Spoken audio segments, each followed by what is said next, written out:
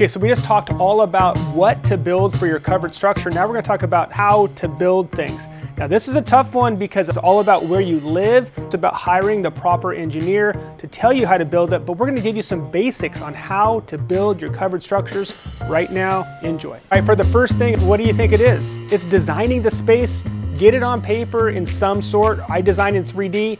I would love to help you with your design of your covered structure. But if you don't, just at least know where you're gonna put it. That's critical. And know the elevation. That's a really important thing. A lot of houses, when you come outside, they're gonna be at different elevations, especially if you do a freestanding or detached structure. So knowing your elevations is really, really important. All right, so once you have the design done, in many jurisdictions, you have to do the engineering. Even locally here, when we do the design, we paint the whole picture of the outdoor space, but still I need to send it to an engineer to tell us and the permitting office how to build something. Now, a lot of times I know exactly what they're going to request because I work with our local jurisdiction so much, but you might have no idea. So hire a local engineer to look at your drawings. They might do some sketches and they're going to do their calculations on what size beams to use, what size posts to use, and honestly, the shear of the space. I don't know if you know about shear, but it's really important, especially if you live in a windy environment. You have to be able to make sure that that's not going to become like an umbrella or a kite that flies away in your backyard. That would not be fun. Okay, so the next step is the fun part, is you're going to start building. Now, as long as you know exactly what you want to build and you have your engineer that's signed off on it and you have your permit in hand, then it's time to do the fun stuff. So you want to start with your footings. So you would pour a whole concrete pad, and then you would have brackets that come out of that pad that your posts sit in.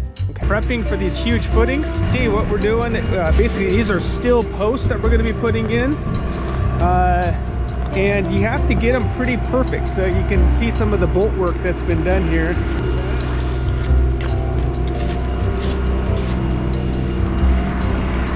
Pretty fun stuff. All right, so the next time you see this, we will be talking more about that covered structure. This one is an attached structure. You know how I feel about attached structures. Sometimes they're the right thing, sometimes they're not. It all depends on getting a good design and seeing what's right for your family and seeing what's right for the property. Some of the engineers, they want to see those posts go all the way down to the ground, deep, past your frost line, depending on where you live. And that's another way to build that. So these are pressure treated normally, pressure treated posts. They could be steel posts as well, depending on the size of your structure. And they'll pour concrete around that post.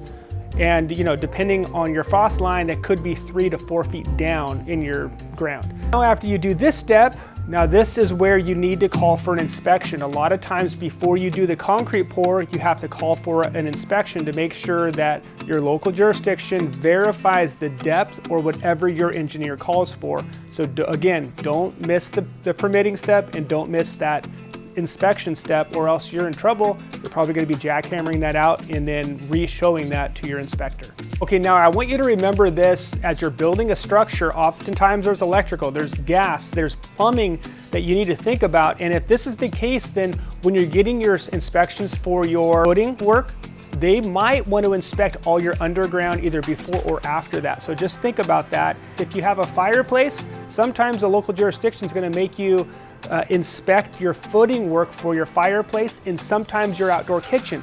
Now, I just can't cover all the local jurisdictions in the world, but I just want to give you some of the basics, and that's what I'm trying to do. Is potentially you would have to get inspections for all of that, which would include all the rebar, all the cages for your footing, if it's down in the earth and if it's below the frost line. Now you have all the rebar cages that you have to build and let the inspector inspect all that for the structure, for the fireplace, for the outdoor kitchen, and anything else that really comes up out of the ground. They may want to inspect that. Now, I just want to tell you this happens pretty much all the time where I see or I have heard of a homeowner that just goes ahead and just does things. You might want to take the risk, but I just want to let you know it is a huge risk because your local jurisdiction, your local permit office could definitely come over and say, hey, that is not to code and that needs to come down. And a lot of people even have HOAs and they just say, forget about the HOA. No, don't forget about the HOA, because they are within their legal right and they pretty much have to come and say, no, you have to take that down. There's a lot of creative solutions within your local HOA and within your local jurisdiction. You can get really creative. I have got so many ideas because you hit one roadblock, but you find a solution to it and you move ahead. You hit another roadblock, you find another solution, you move ahead. There's a lot of solutions. Don't just think because they said no that means that it's impossible to do some of the things that you want to do. Another major thing is your setbacks. Now, setbacks mean, hey, you cannot build within this area. Now, sometimes, let's say if you have a structure that's an accessory structure, let's say a garden shed. A lot of times a local HOA and a jurisdiction will allow a garden shed, which it usually has a footprint of maybe 120 square feet, maybe up to just under 200 square feet. Now, if that's the case with you, now you just have the perfect thing, because an accessory structure could be one of these freestanding or detached structures that we've talked so much about. 4 posts and you have a roof. It should be called an accessory structure. Now you can do pretty much whatever you want to do, as long as it falls within the fire code of your backyard, which usually is a 3 foot away from the fence. Now that's just so fire can't jump from your house to the neighbor's house. So a fire code prevents that. They want to be at least 3 feet off. Okay, framing is normally done with my structures. I like to frame in cedar. At least in my local area, I love cedar. It's beautiful. It ages very nice too, without doing a lot of painting or staining of that structure. So I frame in cedar, but you might frame in fir or whatever the local material of choice is in your local area. You want to get all of your beams in, your trusses in, your roofing in. This is the time to do all that. The thing I would caution you against is getting too far along, because a lot of times you want to let your electrical contractor come in and do all of his electrical work within that framing. And if you've checked out our portfolio or watched a lot of our YouTube, you'll notice that I have open truss systems for my structures a lot. Now that does make your electrical contractor have to work a little bit harder, but it's okay. They just have to hide that electrical work. Now a lot of times they'll come in from the top. They'll come in from the roof and they'll groove out what they need for their wire, and then they'll put a nail plate over that, so then you can roof right over that. But really think about that. If you want to have some of these open beam or open truss structures, you really have to think about electrical. I want to just jump in here and say, if you are attaching it to the house, we've talked in the last video about some different ways to attach to the house. It could be on the face of your house, which is an easier way with just a ledger, or it could be where you're framing into the roof. There's a lot to this, and I don't want to get into too much with it, but I just want to let you know you have to waterproof everything properly.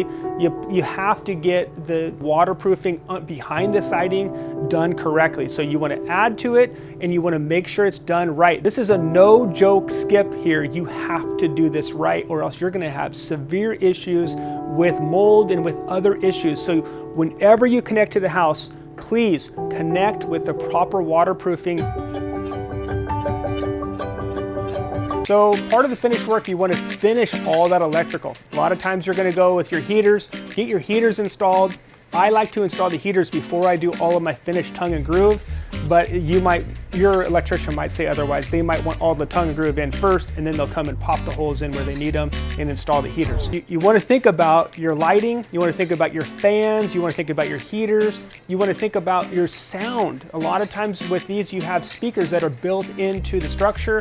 You have to get all of this done before you get all of the finished tongue and groove or your ceiling in. So that's the step that we're dealing with right now. Now, of course, you would go ahead and do the ceiling. I love tongue and groove, as I've mentioned many times. Now, you can do another on top of the trusses. It's the thicker 2x6 tongue and groove. This is an option. You've seen it so many times in our videos. That is not a 1x material. It's a 2x material. It's thicker. You do your nailing right into that top decking for your finish. Majority of people do a 1x6 tongue and groove. They're beautiful. Here's some examples of the way those look. You want to think about all of your finish work. So you want to wrap your beams if you want. I don't like to necessarily wrap my beams, but sometimes you have to. And then you want to wrap all your posts. Sometimes you have to fur those posts out because of all the electrical and gas that are going up those posts, but that's just part of the world of outdoor living. You have to hide all of the conduit and all of the items that you need to go up into your roof system. I want you to remember the fancy stuff that goes into some of these.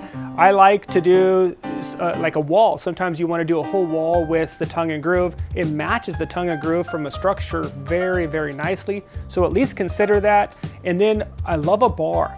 So as your post comes down, why not add a bar to that? At least consider adding a bar. A lot of times you're gonna do an outdoor kitchen or maybe a fireplace, but if it's just kind of a standalone post, please consider adding a bar to that space as you're seeing right here. It's a very nice effect to kind of really top off that structure. Next thing you want to do is, once the structure is all done, is you want to paint the structure. If you're going to paint it, now is the time. I want to let you know this, let it age a little bit. So let the summertime come out, let it get rid of all the moisture within that wood, and then it's time to paint. If it's wintertime or springtime or even fall, please wait until it dries out in that summertime and then paint it or stain it. Then you get the fun stuff, you put everything together. You get to put your TV in, you get to put your sound system in, your lights, your fans. All the finished work is now, it's finally ready to install and to really start using. So there's the how-to part of this video. Now let's look at how you can finish that out with so many bells and whistles in the space. We're going to talk to you all about how to create a true outdoor living space with that covered structure right now.